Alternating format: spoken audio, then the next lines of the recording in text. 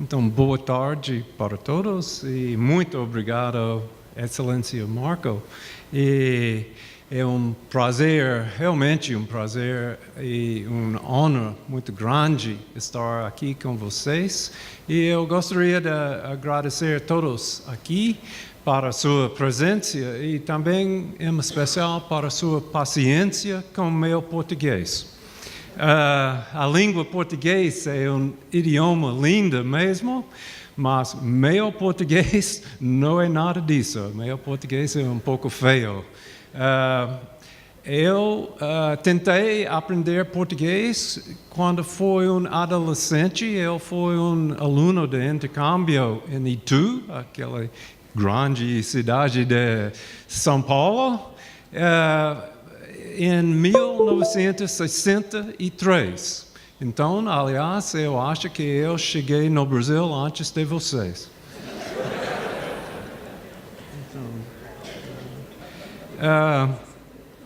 O problema maior com o meu português é eu sou do sul dos Estados Unidos, sou do Atlanta, cidade de Ray Charles. O romance O Vento Levou, e para a nova geração, The Walking Dead. Nós sulistas temos sotaques bem encarregados, nós falamos muito devagar, então se vocês acham que meu português é um pouco estranho, se vocês podem ouvir me falar em inglês, também vocês achariam que meu português também é bem esquisito, eu acho. Então, eu não posso falar rápido, mas vou tentar em português. Talvez vá aparecer russo ou chinês, não sei, mas vamos tentar. O tópico para a palestra hoje é uma ameaça muito grande para a saúde e segurança de trabalhadores nos Estados Unidos, assédio sexual. E vou falar sobre as leis contra assédio sexual e que revela este movimento recente de #MeToo, porque este movimento acho é um grande choque para pessoas lá nos Estados Unidos. Eu vou começar com um exemplo que acho que vocês, como brasileiros, com um direito de trabalho bem diferente do nosso, vai achar bem estranho. Durante aquela eleição presidencial de 2004, uma empregada no estado de Alabama foi dispensada porque ela usa um aviso de candidato John Kerry na para-choque do carro dela, e ela estacionou no estacionamento da empresa e foi por dentro, e o chefe dela dispensou, porque ele foi torcedor de George Bush. E ela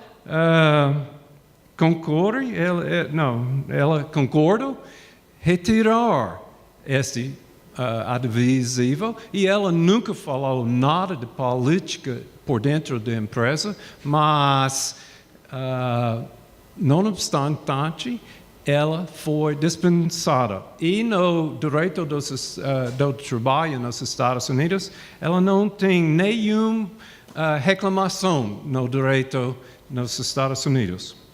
Estranho, não? Por quê?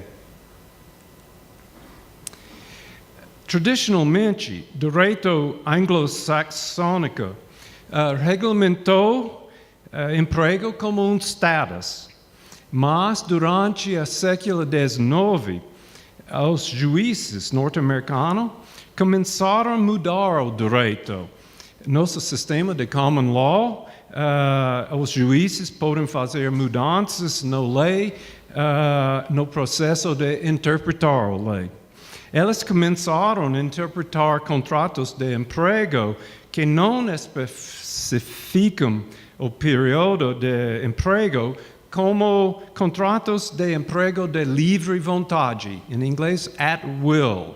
Este conceito quer dizer que contrato de emprego perdura somente enquanto ambos os partidos querem que o contrato perdure. Ou seja, qualquer parte possa terminar o contrato de emprego em qualquer momento, para qualquer causa ou motivo. Como um juiz escreve em um acórdão famoso, ele descreve essa doutrina de at will como o empregador possa dispensar o empregado dele por justa causa, injusta causa ou causa nenhuma. E não existe brecha de aquele contrato de emprego que perdura somente momento de momento. Claro que este common law do trabalho deixa empregados sem proteção e os empregadores com amplo arbítrio em determinar os termos e condições de trabalho.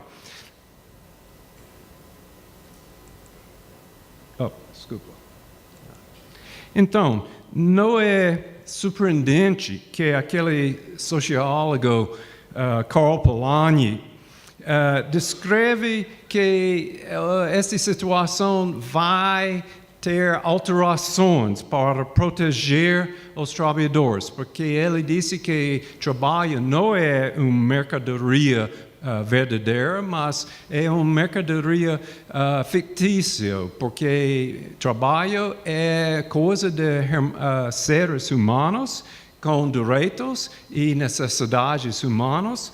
Então, nós temos depois, na século XX, algumas leis para proteger trabalhadores. E este aconteceu mais ou menos em 3 ondas grandes. Principalmente, primeiro, durante a Grande Depressão, na década 30, presidente Roosevelt e New Deal sancionou a National Labor Relations Law. Esta lei protegia o direito de trabalhadores para sindicalizar e negociar coletivamente. Também uma lei, Fair Labor Standards Act, que estabeleceu um salário mínimo e horas máximas. E durante a década 60, durante aquele movimento para direitos civis, o Congresso sancionou o capítulo 7, que vedou discriminação em emprego por causa de raça, cor, sexo, religião ou origem nacional. E desde esta lei tem algumas poucas mais leis que vedam discriminação de idade, necessidades especiais, mas bem poucos. Por exemplo, até hoje não é ilegal sob lei nacional nos Estados Unidos para dispensar, discriminar por causa de orientação sexual. E durante as décadas 80 e 90 tem algumas outras leis para proteger pensões, saúde, etc. Esta grande arte é minha. É tentativa de descrever que a maioria do arbítrio de coisas de trabalho fica com empregadores, porque tem algumas limitações de contrato, algumas limitações de lei, mas a maioria no centro é coisas que o empregador pode decidir. Então, vamos falar sobre assédio sexual, que é um problema de conduta muito histórico, mas o conceito de assédio sexual é bem recente. De fato, a frase sexual harassment em inglês não existia até 1965, quando um grupo de mulheres em um grupo de conscienciação lá na Universidade de Cornell estava falando e descobri que quase todos já tinham experimentado este assédio no trabalho. Então, eles querem fazer alguma estratégia para vedar assédio sexual e uma estratégia, claro, é usar direito para vedar este assédio. Então, mas como é possível se nós não temos um estatuto contra assédio? E o direito de common law é at will, pode terminar emprego para qualquer causa. Então, uma possibilidade, claro, é impulsar o Congresso sancionar uma nova lei. Mas este não é fácil. O que nosso Congresso faz melhor é nada. Hoje em dia, o Congresso está fazendo muito bem, nada. Mas outra ideia é usar as leis dos estados. Mas as leis do estado não cabem muito bem com conduta assediador. Então, o advogado e ativista famoso Catherine McKinnon propôs uma teoria jurídica, usar capítulo 7, que proíbe discriminação no emprego, e ela propôs usar esta lei contra assédio sexual. A teoria dela é classificar assédio sexual como um tipo de discriminação sexual vedado pelo capítulo 7. Mas nos primeiros processos usando esta teoria, não dava muito bom para os reclamantes. Muitos dos juízes decidiam contra os autores. E por quê? É difícil entender, mas esses juízes disseram que os reclamantes não foram dispensados por causa de sexo, mas, em vez disso, eram dispensados por causa que eles recusaram fazer sexo. Estranho, não? Mas eles estavam pensando que sexo quer dizer um substantivo, uma categoria, quer dizer gênero, e assédio é uma coisa de um verbo, é uma atividade de sexo. Então, eles acham que dispensar por causa de recusar fazer sexo é assédio, é uma causa muito injusta, até imoral, mas não ilegal. Então,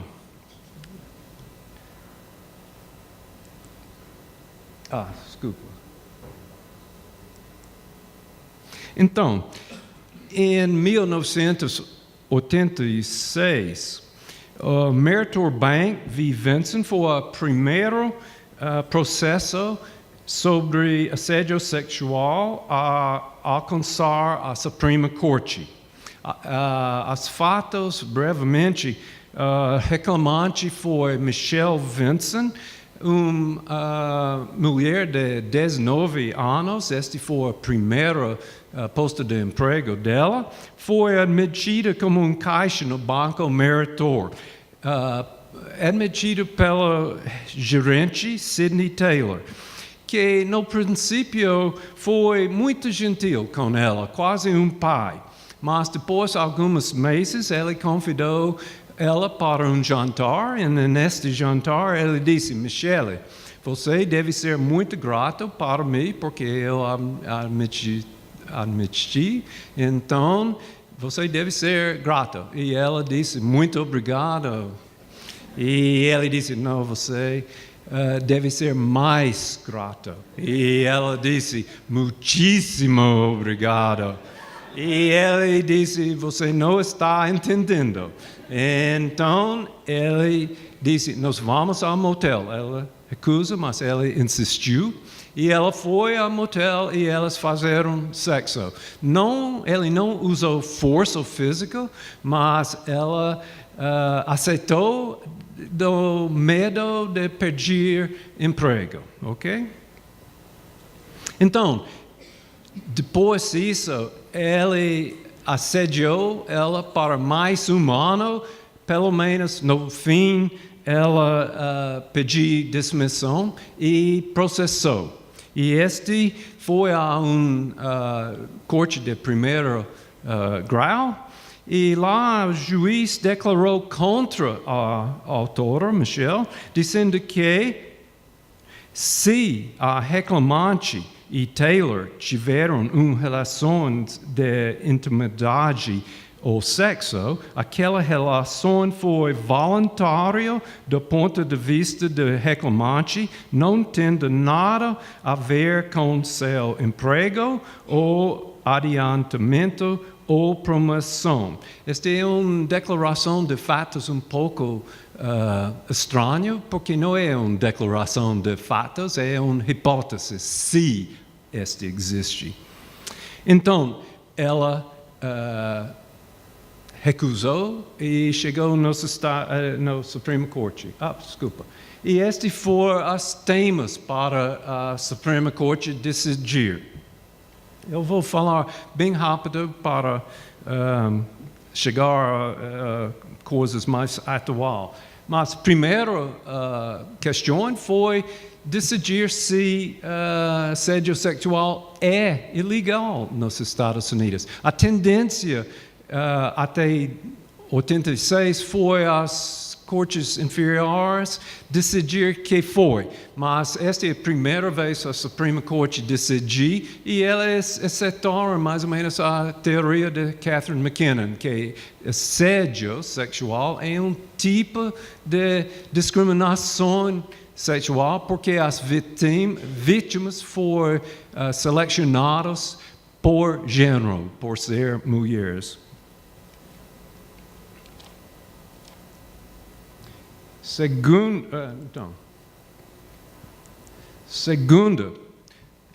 apesar disso, os réus argumentaram que, neste caso, Vince não foi vítima de nenhuma discriminação de emprego, porque ela não sofre nenhum prejuízo econômico, quer dizer, material. Ela recebe aumentos de salário, até mesmo ela foi promovida para ser vice-gerente de banco, etc. Mas a Suprema Corte declarou que dano material não é elemento essencial para uma reclamação com base de assédio sexual, porque o Congresso que sancionou esta lei, capítulo 7, para proteger o ambiente do trabalho em um sentido bem amplo. Então, ambiente hostil pode ser um tipo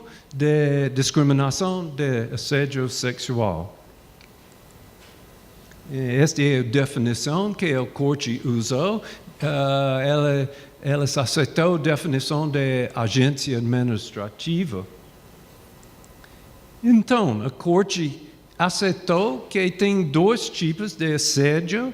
Quid pro quo, nós chamamos, acho que vocês se chamam por chantagem, e também hostile atmosphere, ambiente hostil, ou por intimidação. E ambos são ilegais. Mas é claro que não todo o comportamento sexual no local de trabalho configura um ato ilegal. A Corte declarou que para ser ilegal o comportamento deve ser bastante severo ou defendido. ou quer dizer pela sua gravidade ou difusão, contaminar o ambiente do trabalho. Os reis argumentaram, e a juiz, na primeira instância, concorda, que neste caso, se uma relação sexual existia, foi voluntário. Mas a Suprema Corte declarou a ausência de força não tem importância. A questão que importa é se ou quer a conduta sexual for desejada ou compactuada pela reclamante. Outra questão foi que tipo de testemunho, prova, deve ser permitida durante a audiência para provar assédio, provar se a reclamante deseja este comportamento, etc. E o juiz, na primeira instância, permitiu testemunho sobre a vestimenta de Michelle Vincent e também sobre as fantasias sexuais. Não foi, na verdade, fantasias. Ela relatou a um colega dela, não a Sidney Taylor, mas uma amiga, que ela tinha um sonho que ela fazia sexo com a avó dela. Um pouco estranho, mas sonhos são esquisitos, não? E ela argumentou que este sonho não tem nada a ver se ela quer ou não quer fazer sexo com Sidney Taylor, que não tem nenhum conhecimento sobre este sonho. Mas a Suprema Corte recusou fazer uma regra absoluta que este tipo de testemunho não ser permitido e fiquei com a regra que os juízes na primeira instância podem decidir estas coisas. E o tema mais importante foi se a empresa foi responsável ou não para assédio de seus supervisores. Este é importante porque esta lei contra a discriminação, capítulo 7, faz remédio de indemnização ou reintegração da empregada. E o assediador não tem poder para fazer esses remédios. Quem tem, nós dizemos em inglês, deep pockets, bolsas profundas com dinheiro, é a empresa, claro. Então, ela gostaria que elas fiquem responsáveis. Os reis dizem que elas não devem ser responsáveis se elas não têm conhecimento de assédio e não faz nada para prevenir. A Suprema Corte não foi muito claro nesta decisão. De verdade, elas fazem um zigue-zague, mais ou menos. Elas dizem que depende de algumas regras de mandatório e mandato. Então, eu acho que esta resposta depende é uma resposta favorita dos advogados, não é?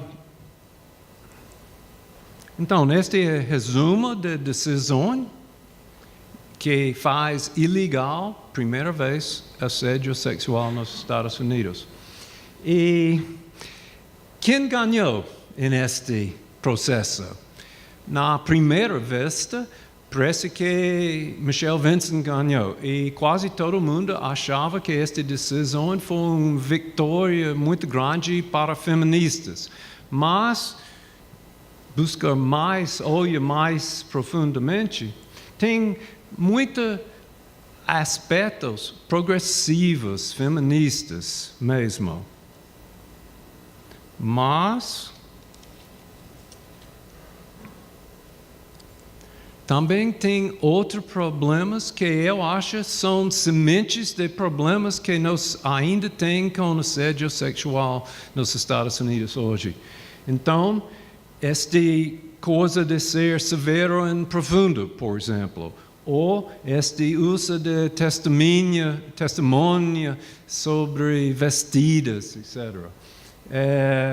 E a vítima tem ônus de prova que a conduta não foi desejada.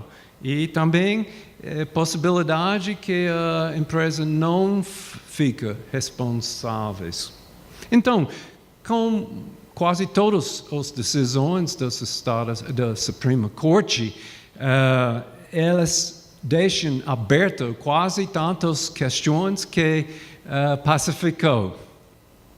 E faz muitos anos para as cortes decidir mais claramente alguns aspectos. Por exemplo, que é bastante severo e difundido para ser ilegal. Então, claro, piada sexual de duplo sentido não é bastante, ou convite romântico, este não é assédio sexual, mas qual é necessário para ser severo e difundido? As cortes variam muito, e algumas cortes permitiam comportamento bem grosseiro, chocante mesmo.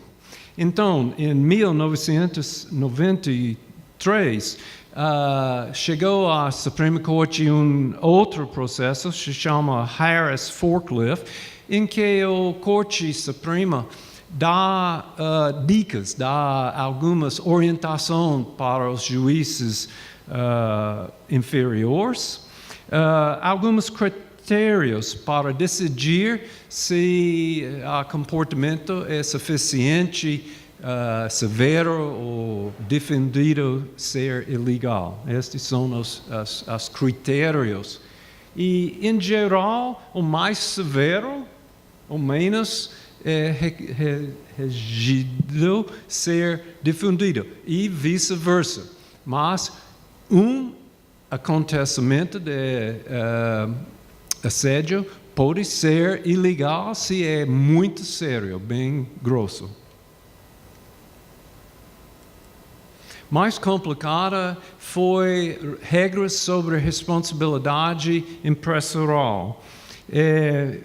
Não foi até 1998, 12 anos depois, aquele Merita Bank v. Vincent, que a Suprema Corte decidiu e clarificou as regras sobre responsabilidade. É uma regra bem complicada, mas a regra é: se assédio resulta em algum efeito concreto, afeta concretamente emprego, então a empresa está responsável objetivamente. Okay? E esta é uma definição de que é acto tangível de emprego, acto concreto. Porque estes atos usam a autoridade da empresa, então a empresa está mais ou menos atando, fornecendo a baseada de discriminação de assédio. Mas se não envolve este ato tangível, a empresa também pode ser responsável, a menos que eles podem comprovar duas defesas afirmativas. Defesas afirmativas quer dizer que a ônus de prova fica com a empresa. Então, a empresa tem que comprovar que ele tomou ações razoável, cuidado razoável, para impedir ou solucionar aquele assédio. e também tem que comprovar ambos, e a empresa tem que comprovar que a vítima irrazoavelmente falhou de aproveitar de estas medidas preventativas. Okay? Eu acho que a Suprema Corte estava tentando motivar empregadores para tomar ações positivas em antecipação de assédio para prevenir antes do problema acontece, prevenir assédio. Então, ano passado, em outubro, o produtor de filmes Harry Weinstein foi denunciado pelo abuso sexual por mais de 80 mulheres, inclusive Rose McGowan, Angelina Jolie e Gwyneth Paltrow. E em dia 15 deste mês de outubro, 2 mulheres começaram a usar social media com hashtag #MeToo para espalhar mensagens de empatia e solidariedade. E em um dia tinha mais de 200 mil respostas em Twitter e 4 milhões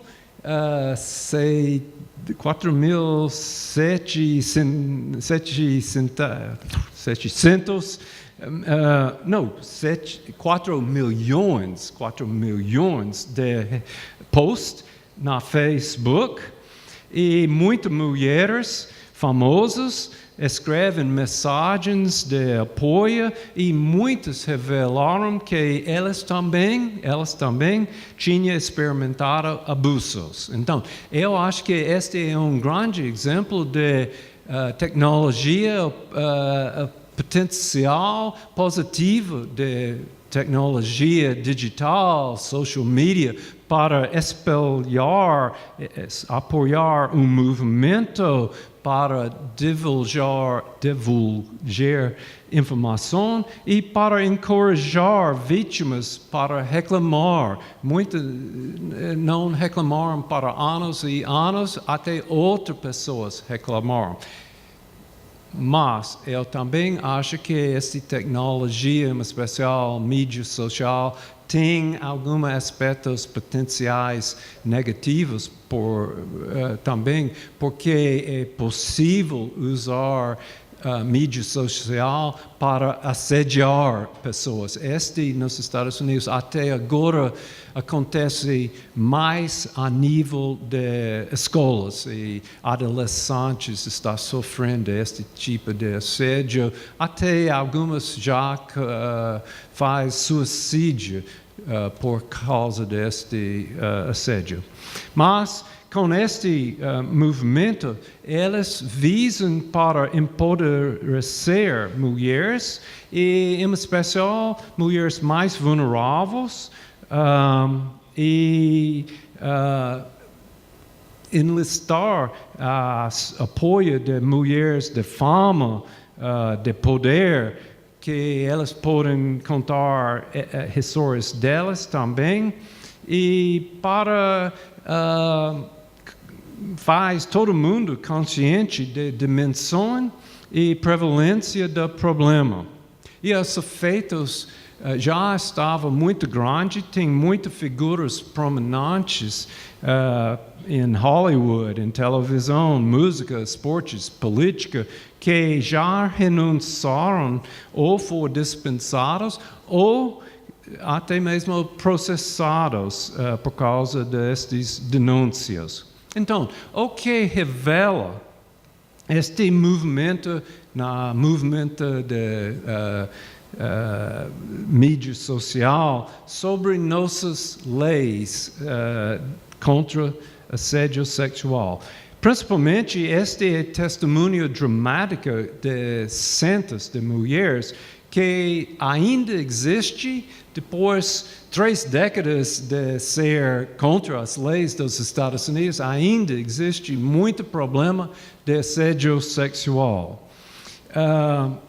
Eu acho que as estatísticas não são muito confiáveis.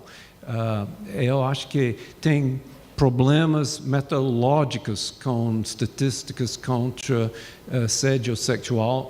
Problema, todas as pesquisas usam definições diferentes e muitas usam definições que é diferente da definição legal. Segundo problema, as respostas de inquiridos na levantamentos são subjetivos, então não são objetivos. E também muitas vítimas não querem relatar para levantamentos que elas já sofrem este problema, ainda que o levantamento é confidencial. Então, é difícil saber as estatísticas e o tamanho do problema, mas eu acho que Me Too revela que o problema é muito grande. Uma estatística mais ou menos que eu creio disse que 90% de vítimas são mulheres. E segundo, que mais ou menos metade de mulheres experimenta este problema durante a longa de carreiras delas. Então, é bem frequente, bem sério este problema. E outra revelação, eu acho, que que o direito não é bem sucedido em prevenir este problema. Então, quais são os problemas da lei que permitem este problema continuar? Eu acho que tem vários. Problema é este elemento que a vítima tem que provar que o comportamento não foi desejado. O problema aqui é que este encoraja deslocamento de foco da audiência de comportamento de assediador para a conduta da vítima. Então, muitos juízes permitem testemunho contra o vestimento, reputação da vítima, como aconteceu em Vincent. Esta mudança em foco quer dizer que a vítima se torna a figura acusada em vez de assediador.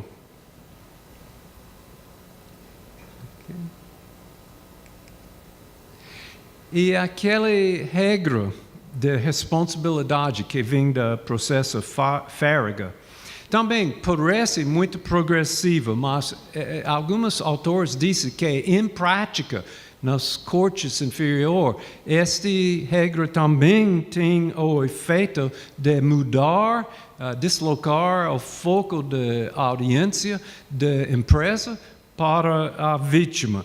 A primeira defesa é bem fácil para empresas, porque hoje em dia todas as empresas têm procedimentos, têm regras que vedam assédio, vedam discriminação e tem treinamento também. Mas as cortes aceitam que este é ações razoáveis. Elas não requerem que as empresas comprovem que estes procedimentos, este treinamento, são efetivos, simplesmente aceita que este foi conduta razoável. Então, o foco muda para a segunda defesa, se a vítima foi razoável em tentar evitar o assédio. E este faz problemas, porque muitas vítimas não respondem com reclamação muito rápido. Elas têm que pensar o que é melhor fazer, etc. Então, elas demoram alguma. Então, este cria este double bind em inglês. Vocês têm esta expressão, se corre, a bicha pega, se fica, a bicha come. Este é o problema de vítimas, não? Porque se a vítima espera, tentar aguentar, tentar pensar o que é melhor fazer, os juízes vão decidir que ela falha de aproveitar os procedimentos que encorajou que ela relatar o problema. Mas se a vítima reclama imediatamente, antes do problema ficar bem sério, então ela vai parecer sensível demais, irrazoável, e também o assédio não vai ser bastante severo e difundido para ser ilegal. Então é um double bind, mais ou menos. Outra vez, aviso, estas estatísticas não são muito confiáveis, mas esta é a estatística que eu encontro. Muitas vítimas não reclamam, bem poucas reclamam. Então, poucas, 10% talvez, usam procedimentos das empresas. Poucas vai para a agência administrativa e quando não consegue lá, quase nenhum processo. Então, eu confesso, como homem, este problema é sempre difícil para me entender. Mas fazendo mais pesquisa, lendo mais, eu acho que eu hoje em dia entendo melhor porque muitas vítimas não reclamam, como as vítimas de Me Too, porque demora anos e não fala nada para pessoas. Então, eu vou mencionar algumas razões que vítimas não reclamam. Brevemente, falta de reconhecimento. Antes de Me Too, este problema foi quase invisível. Por quê? Problema é a mídia.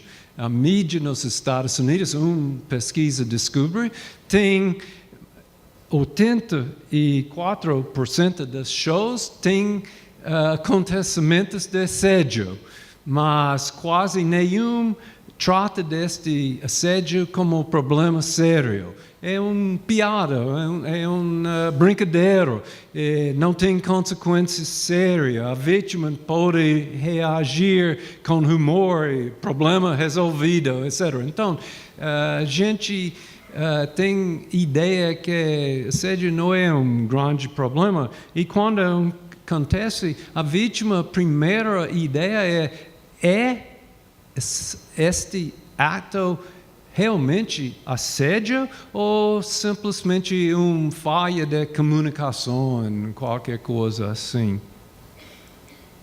Outros autores dizem que ideologia de norte-americanos faz barreira para relatar. Se chama mito de mundo justo. Muita gente acha que é um mundo justo. Então, tem dificuldade reconhecendo que este assédio está contestando comigo, por exemplo. Eu acho que o maior problema é esta ideia de saída, é aspecto da nossa ideologia muito individual nos Estados Unidos. E esta ideologia, mais ou menos, diz que se você tem problema, a culpa é sua. Por quê? Porque você tem opções. Qual opções? Vai embora. Emprego é livre. Então, é solução de mercado. Eu acho que vocês sabem que não é tão simples ir embora e buscar outro emprego, mas este é o pensamento ideológico dos Estados Unidos. Outro problema, este assédio traz várias emoções, descrença, vergonha, é minha culpa, faz alguma coisa errada, ou medo. Medo de prejuízo para prejuízo físico, ou para dano à reputação, dano para a família, dano para a carreira, etc. Este dano é realística também. Outra vez, cuidado com as estatísticas, mas algumas pesquisas descobrem que pessoas que reclamam entre 1/4 e 3/4 são dispensados. Não o assediador, mas a reclamante foram embora, dispensados. E outra coisa é futilidade. Poucas vítimas acham que a empresa vai fazer remédios bem efetivos. Muita gente fala de discurso duplo, que a empresa tem algumas políticas formais, dizem algumas coisas, mas na realidade fazem outras coisas quando assédio acontece. Então, uma coisa que eu acho importante para, em especial, nossos homens entender, que não reclamar não é a mesma coisa de não fazer nada, não reagir. Então, a maioria de reações são não formal, não relatar formalmente com procedimentos, mas faz outras reações. Então, tem um autor que tem esta ideia, eu acho interessante. Ela disse que o problema é realidade contra lei. Realidade é assim, mas a lei requer que a vítima use procedimentos formais, mas é mais normal para vítimas demorar, tentar avaliar, talvez evitar, solucionar por si mesmo, etc. Então,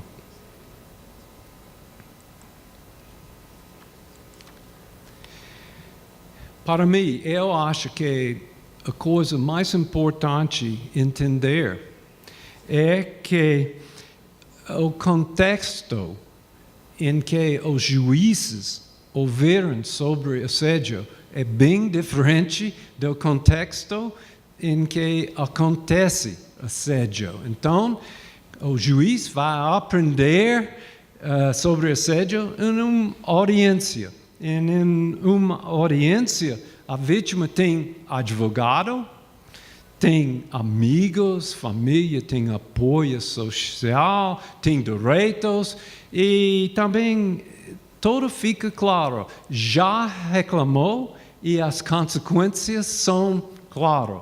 Mas quando assédio acontece no local do trabalho, nada é claro. Ela não sabe a consequência, ela é sozinha, sem apoio, normalmente muito vulnerável. Então, é uma situação bem diferente do que o juiz pode ver. E eu acho que juízes têm dificuldade em imaginar a situação no local do trabalho. Juízes, às vezes, podem ser um obstáculo de resolver este problema de assédio. Por quê? Esse é um pouco demais técnico, mas nossos juízes têm procedimento para dispensar com processos antes de chegar a uma audiência, antes de apresentar o problema a um júri. Eles dizem que, como um assunto de lei, não tem coisa séria para justificar uma audiência. Por exemplo, eles podem dizer que esse assédio não foi bastante severo ou difundido, ou aquela vítima não tem bastante comprovante que ela não deseja este. Então, este é importante porque estudo achou que mais do que metade dos processos foram dispensados antes de chegar ao júri, e quando os processos chegam ao júri, os atores são 2 vezes mais provável ganhar de antes um juiz. E também em recursos não tem juiz, só juízes, então elas são mais prováveis perder os processos. Um estudo na minha cidade, Atlanta, de um escritório legal, acha que 60 até 90% dos processos contra discriminação e assédio foram dispensados pelos juízes. Eu acho que é problemático para os juízes terem muita empatia com as vítimas de assédio. Nossos juízes federais é um sistema diferente dos juízes aqui. Não é um processo de nomeação de merecimento, mas é um processo. Todos os juízes federais são nomeados pelo presidente dos Estados Unidos e aprovados do Senado dos Estados Unidos. Então, elas, maioria são homens, brancos, velhos, ricos, poderosos, com muitas conexões políticas. E eu acho que alguns autores dizem que juízes têm personalidades competitivas, confidentes, etc. Então, o oposto de vítimas de assédio, que normalmente são jovens, mulheres, muitas vezes minorias étnicas, não têm poder, são muito vulneráveis. Então, para mim, que não sou muito rico, sou branco, sou muito velho, mas é difícil para mim entender o problema. Então, para os juízes também é difícil entender ou caminhar nas sapatas das vítimas. Outro problema, nosso sistema de litigação. Nosso sistema de common law é diferente do seu sistema de civil law. Nós não temos cortes especializadas para direito. Não tem justiça do direito. Então, nossas cortes não são tão acessíveis como a justiça do direito aqui. Então, é bem caro processar, e a maioria dos juízes, dos advogados, trabalham com esses processos com honorários de contingência. Então, elas não recebem pago se não venceram no processo, que elas recebem um percentual, mais ou menos 30%. Então, elas só aceitaram os casos, os processos mais fortes, os assédio mais grosso, com testemunho forte, etc., etc. Outra estatística, não sei se é verdade, mas faz sentido para mim, que 1 de 100 pessoas que vai para admitir um advogado são aceitados. Então, poucos. Então, o que nós podemos fazer como reformar nosso direito para fazer uma prevenção mais forte contra assédio? Eu acho que vocês podem ler, eu sou cansado agora, meu português está fechando, então, mas algumas ideias são mudar o direito, consertar alguns elementos como severo e bastante. Não, eu acho que este não é problema, mas requer uma definição mais clara que assédio não tem que ser bárbaro para ser ilegal, por exemplo. Eu acho que empregadores também têm muitas coisas que eles podem fazer para prevenir assédio, em especial fechar com aquele discurso duplo, faz o que a empresa fala, e também tem algumas possibilidades de usar tecnologia como câmeras, etc., ou regras contra algumas, ou para regulamentar relações românticas no local do trabalho, mas cuidado, ele tem medo de Big Brother, não gosta de empregadores ser Big Brother.